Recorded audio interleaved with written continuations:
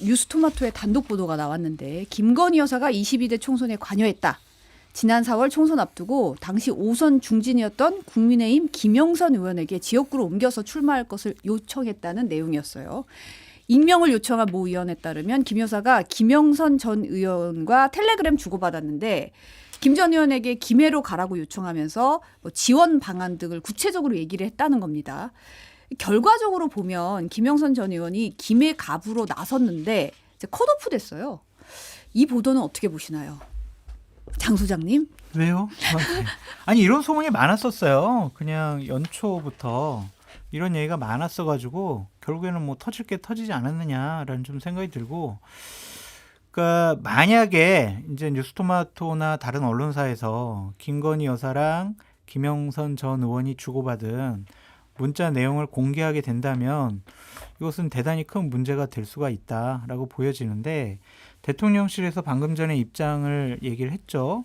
뭐 공천은 당에서 하는 거고 결국 김영선 의원 공천 못 받았지 않느냐, 무슨 김건희 여사가 무슨 공천에 개입을 하냐, 관여를 하냐, 영향력 없다, 이런 식으로 해명을 했는데, 이런 것들이 그냥 단 한 번의 기사로 끝나지 않을 수도 있겠다. 왜냐하면 정말 너무 많은 얘기가, 소문, 뭐 앵커님도 많이 들으셨을 거 아니에요. 그런 것들이 이제 하나하나씩 밝혀질 수도 있다.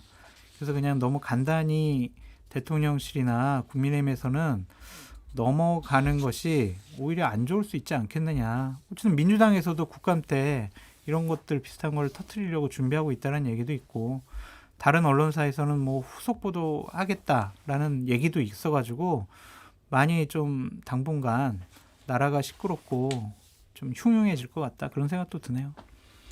일단 장성철 칭송합니다. 왜 칭송을 해요? 칭송. 네. 제가 진짜 그 몇몇 이 방송하시는 분들 이제 그 어떤 스타일 중에서 최고다 이런 거를 제가 좀 이게 평가를 하는 게 있거든요. 자체평가. 자체평가예요. 네. 예. 취재의 장윤선, 취재 장윤선. 네. 풍문의 장성철. 풍문의 장성철. 네. 풍문의 이게 취재랑 풍문이랑 정보라고 약간 해주세요. 비슷하지만 달라요. 네. 다르죠. 예. 결이 살짝 달라요. 뭐 그 외에 뭐 설명의 뭐 박순봉, 네. 뭐 직관의 박성민, 뭐 얼굴에 김준일. 얼굴에 김준일이지. 얼굴에 나는 뭐 내용이 없으니까 얼굴로만 하니까. 그런데 이거 아시는 분 아시겠지만은 지난주 토요일에 MBC 정치인사에 나와가지고 장성철 소장님이 갑자기, 내가 원래 기독교인이긴 하지만은 가끔 점도 본다. 그런데 갑자기 그 역술인이 나한테 한남동과 창원에 먹구름이 이번 주 안에 낄 거다. 한남동과 창원의 먹구름. 오늘 비 오잖아요 지금. 먹구름 꼈잖아. 이야.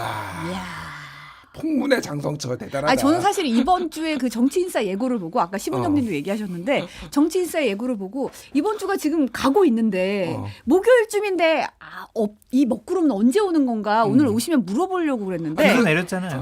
그러니까 오늘 비가 오더라고요. 비가 오잖아. 그리고 창원에도 먹구름이 쫙 낀 거야 지금. 야, 그러니까 그 역술이 일단 저 좀 소개시켜드릴게요. 제가 앵커님하고 우리 그러니까 김준일 이거는 평론가님. 뭐 말씀하셨지만은 일단은 여기 뉴스토마토에서 이거 취재하고 있다라는 얘기를 한 일주일 전부터 들었어요. 그래서 이미 어느 정도는 물을 익었는데 이거를 보도 시점을 놓고 약간 내부에 갈등이 있었다는 얘기까지 들었어요. 그러니까 이제 위에하고 직접 취재 기자하고 약간의 후속 보도가 이제 어디까지 나올지 여부를 좀 지켜봐야 될 것 같고, 그러니까 이거는 사실은 예를 들면은 이제 텍스트로만 있는데 텔레그램을 딱 보여준다든지, 그 다음이 더 단계가 누가 증언으로 나와가지고 인터뷰를 한다든지, 이렇게 되면 이제 일파만파가 되는 거겠죠. 그러니까 그거를 지켜봐야 되고, 이제 민주당에서 이제 뭐 이거는 저는 무조건 김건희 특검 당위성이 더 커지고 이제 갈 수밖에 없다, 그런 생각이 드네요. 이거는 뭐가 됐든.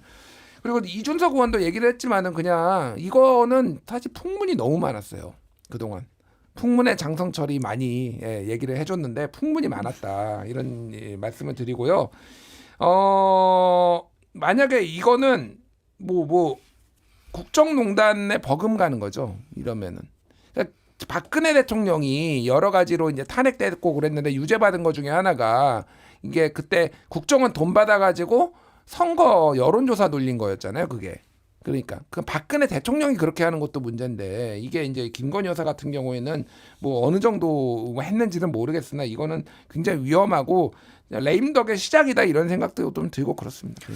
그 기사에 보면은 무슨 국민의힘 당직자 뭐 D 뭐 이렇게 나와 있는데 그래가지고 그 D가 제가 무슨 지난주에 먹구름 얘기했다고 뭐 어느 쪽에서는 장성철 아니냐 막 이런 얘기가 많이 돌아다니고 있다고 하더라고요. 네. 많은 분들이 이제 여의도에 계신 분들이나 용산에 계신 분들이 전해주시는데 D십니까? 전 아닙니다. 저 절대로 아니고요.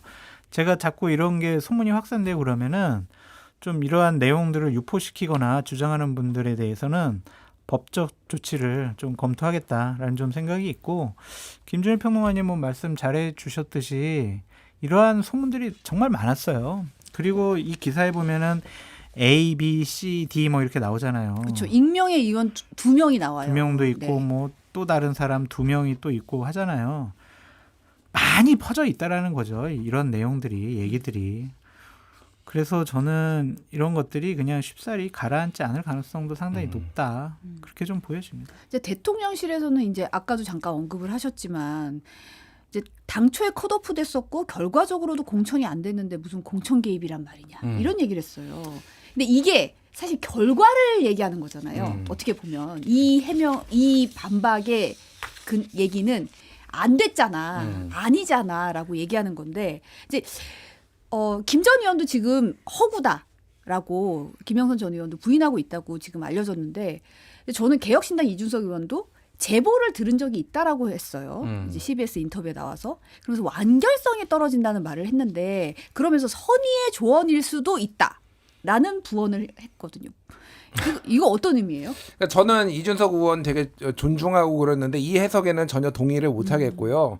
그러니까 이 과정이 어떻게 된 거냐면은 결과적으로는 안 됐잖아요. 그래서 제가 그 국민의힘 분으로부터 들은 거로는 그때 김영선 의원이 소위 말해서 굉장히 열이 받아가지고 기자회견을 할까 말까까지 얘기가 있었대요. 당시에. 예. 그런 얘기가 돌았어요. 결국은 안 했죠. 결국 안 했는데 결국 이건 한동훈 체제에서 컷오프가 된 거고 그 전 단계에 김건희 여사가 이거를 조율하고 약간 밀어줄 테니까 이렇게 딴 데 가면서 해봐라 이런 게 있었다라는 거예요. 그러니까 김건희 여사가 교통 정리를 했는데 결과적으로 한동훈 비대위원장 시절의 체제에서 컷오프가 된 상황이다. 그러니까 그거를 한동훈이 안 들은 거지. 쉽게 얘기하면 김건희 말을 안 들은 거지. 그러니까 이게 그렇게 되는 거고 이제 제가 국민의힘 분으로부터 또 들은 거는 왜 문자를 익십하고 이랬는지 한동훈 대표가 김건희 여사 왔을 때 그 문자 그러니까 당신은 한동훈 비대위원장이죠. 왜 그거를 좀 생각을 해봐라 이런 말씀하시더라고요. 그 문자만 보면 그런데 그 앞뒤로 무슨 문자가 있었을지 일십 전 상황이 분명히 있었을 텐데 그때 어떤 문자가 오갔는지 제가 왔을지 그분이 넌지시 얘기했지만은 공천 얘기 같아요 그냥. 그러니까 여러모로 이런저런 추정컨대. 그러니까 여러 그 맥락으로 봤을 때 이 사과의 얘기가 막 다른 얘기하고 당무 얘기하고 하다가 이렇게 된 거 아니냐 이렇게 보고 어쨌든 특히 비례 공천했을 때는 그 이철규 사무총장이 반발했잖아요. 그렇죠. 그러니까 이철규 인재영입위원장이죠. 그때 굉장히 이제 반발했는데. 비례뿐만이 아니라 그 앞단에 쌓인 것들이 폭발했다라는 거예요. 그러니까 용산에서 그때 당시에 그래서 뭐 이만 졸속으로 이루어졌다 막 그랬잖아요. 그래서 결국 한번 뒤집었잖아요. 뭐 그런 정황들이 있습니다. 여러모로 봤을 때 결국은 용산하고 한동훈 대표 비대위원장하고의 그 공천 갈등이 분명히 있었고 그 전 단계라는 거예요. 그러니까 그거는 좀 분리해서 볼 필요는 있어요. 그러니까 제가 이번 주 정치인사에서 취재를 해가지고 다 풀어버리겠습니다. 근데 이제 이런 일들을 국회에서 때 많이 봤는데 네. 이 사건의 관여자들은 두 가지 행동을 합니다. 세 가지 행동을 하겠구나. 세 가지. 네. 하나는 잠수를 탑니다. 잠수를 탄다. 아예 연락 안 받는다. 완전히 잠수 타요. 그냥 연락 안 받고. 또 한 부류는 얼버무립니다. 애매모호하게 막 얼버무립니다. 그리고 또 한 부류는 정말 대단히 좀 희소한데 그냥 폭로합니다. 확. 네. 사실 진짜 이런 일이 있었어요라고 하면서 폭로를 합니다. 이러한 일들이 세 가지가 다 이번에는 보여질 것 같아요. 제가 봤을 때는. 그리고 그냥 단순히 여기 보면은 M이라는 분에 대해서도 막 기사를 많이 썼잖아요. 그러니까 저는 어찌 보면 이 공천 개입 의혹보다는 이 M 이분의 역할과 이분이 무슨 일을 했는지 그것이 더 문제가 될 가능성도 있어 보인다. 그런 생각도 듭니다. 기사의 뉴스토마토 보도 내용을 보면 익명의 의원 2명이 등장을 하고 M이라는 분의 그 텔레그램 메시지 캡처를 보여줬다는 거잖아요. 음. 김 여사와 김 전 의원이 주고받은. 근데 이 텔레그램 메시지가 캡처가 결국은 뉴스토마토가 후속 보도로 공개를 할지 어떨지 가지고 있을지 이것도 궁금한 대목이긴 해요. 그러니까 텔레그램의 장점이 뭐냐면은 이제 손준성 때도 마찬가지였는데 누가 작성을 해서 그거를 전달을 하면은 그 원 작성자가 이제 나오는 거잖아요. 네. 그럼 만약 캡처가 돼 있으면 뭐 만약에 있다라고 치면은 캡처를 보도를 한다라고 하면은 이제 거기까지 보이는 거죠. 그러니까 가릴지 안 가릴지는 모르겠으나 아주 굉장히 좀 궁금합니다. 저도 여기가 보도를 할지 안 할지. 그러니까 후속 보도를 좀 지켜봐야 될 것 같고 이거는 이제 여기에 시작이 됐으면은 다른 언론사들도 좀 달려들 거예요. 네. 다른 언론사들도 지금 MBC도 하나요? 글쎄요, 몰라요? 저는 좀 모르겠어요. 뭐. MBC 소속 기자분이시잖아요. 물어라 MBC 뭐 이런 분위기인 것 아니요, 같은데 아니요. 예. 어쨌든 뭐 그런 것 같고 저는 이 M이 이제 뭐 시문화의 M도 아니고 굉장히 궁금해. M이라고 하면은 보통 뭐 문씨 뭐 아니면은 뭐 명씨, 맹씨 뭐 이런 게 있는데 이름 다 뭐 또 알려졌어요. 알려질 예. 만큼. 혹시 이분이 혹시 먹구름 낀다고 얘기해 주신 거 아니에요? 확인해드리지 못함을 양해해 주시기 바랍니다. 궁금합니다. 이분은 근데 제가 알기로도 굉장히 지역 사회와 여기에서 영향력이 크고 뭐 국민의힘뿐만이 아니라 정치권에 두루 연이 닿아 있는 분으로 제가 알고 있어요. 아, 이거 말씀하세요. 이렇게. 하여튼 대단히 흉흉한 얘기들이 많아요. 그러니까 소문이 아니라 얘기들이 많아요. 그런 것들이 밝혀지게 되면은 상당히 좀 여러 가지로 문제가 되고 위험할 수도 있겠다. 그런 생각도 좀 드네요.